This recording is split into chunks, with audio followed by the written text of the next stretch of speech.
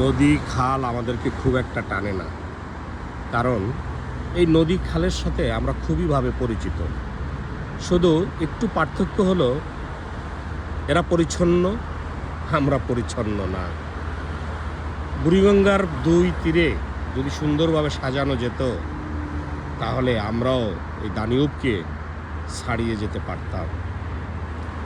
বুড়িগঙ্গার দুই তীর যদি এভাবে বুদাপেস্ট সিটির মতো করে সুন্দর করে সাজানো যেত, তাহলে বিশ্বের সারা মানুষ আমাদের এই বুড়িগঙ্গায়ও আসতো। বুড়িগঙ্গা হতো বিশ্বের একটা চমৎকার পর্যটন প্লেস। দেখেন, আমাদের বুড়িগঙ্গা কিন্তু আরও সুন্দর, আরও প্রমত্ত, আরও স্রোতস্বিনী। এই দানিউব নদী দেখেন কতটুকু, যেটা আমরা নানা বাড়িতে বলতাম বড় খাল আর ছোট খাল। এইটাই কিন্তু দেখেন এখানে বিখ্যাত হয়ে গেল শুধু সুসজ্জিত কারণে, পরিচ্ছন্নতার কারণে, এবং আর শুধু নিরাপত্তা, পরিচ্ছন্নতা, পরিষ্কার এবং চমৎকারভাবে সাজানো।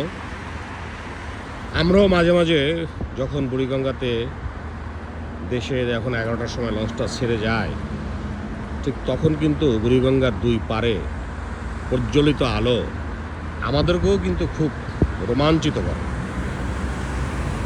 সুতরাং আমাদের বুড়িগঙ্গা হতে পারে এক দানিউব নদীর মতো বিখ্যাত, যদি আমরা এর দিকে একটু খেয়াল করি।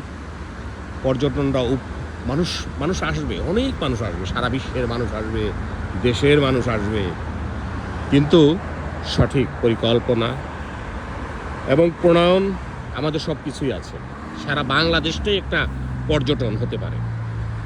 আমাদের যেখানেই তাকাই আমরা সেখানেই সৌন্দর্য আমাদের বাংলাদেশ, কিন্তু শুধু পরিকল্পনার অভাবে, পর্যাপ্ত পরিচ্ছন্নতার অভাবে আমাদের সব কিছু শুরু হলেও কেন যেন শেষ হয়ে যায়। এখানেই শুধু আমাদের পার্থক্যটা আমি খুঁজে পাই। এছাড়া এই দানিউব নদীর প্রান্তে দাঁড়িয়ে আমি আমার দেশের কথাই বারবার মনে পড়ে। কি নাই আমার দেশে? আমার দেশে সব আছে। আমি যদি শুধু বুড়িগঙ্গাকেই যদি চিন্তা করি, দেখেন সেই বুড়িগঙ্গার দুই পারকে যদি আমরা পরিচ্ছন্ন করে তুলতে পারতাম এবং সুসজ্জিত এবং শোভামণ্ডিত করতে পারতাম, সারা বিশ্বের মানুষ বুদাপেস্টে যেভাবে হুমড়ি খেয়ে পড়ে দানিউবের এই নদীর প্রমোত্তরিতে ঘোরার জন্য, তা আমার বিশ্বাস সারা বিশ্বের মানুষ বাংলাদেশের বুড়িগঙ্গায় প্রমোত্তরিতে ঘোরার জন্য হুমড়ি খেয়ে পড়ত। একদিন আমাদের বাংলাদেশের বুড়িগঙ্গা পরিচ্ছন্ন হবে, সুন্দর হবে, এবং ওখানকার প্রমোত্তরিতে বুড়িগঙ্গা ভরে যাবে।